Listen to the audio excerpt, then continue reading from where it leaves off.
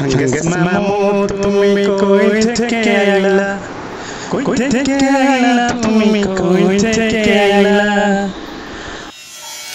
আসসালামু আলাইকুম ওয়া রাহমাতুল্লাহি ওয়া বারাকাতুহু। প্রিয় দর্শক, দা পে টিভি বাংলার পক্ষ থেকে আপনাদের সকলকে স্বাগত জানাচ্ছি। দেখেন এখানে কিভাবে গ্যারেজে একটি পুরাতন গাড়িকে সুন্দরভাবে রিকন্ডিশনিং করা হচ্ছে, একেবারে সুন্দর করে নতুন করে সব কিছু তৈরি করে রং চং করে একেবারে এত সুন্দর লুকিং আনা হচ্ছে, দেখে একেবারে নতুনের মতো করা হচ্ছে।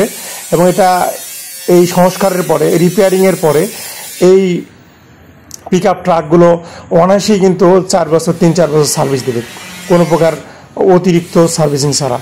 ভালো মানের কোডিং করা হচ্ছে, এরপরে পুটিং দেওয়া হচ্ছে। দেখেন গাড়িগুলো কত একবারে ভেঙে পড়েছিল, এই গাড়িগুলো কিন্তু একবারে স্ক্র্যাপ হিসেবে পড়েছিল, প্রায় স্ক্র্যাপের মতো।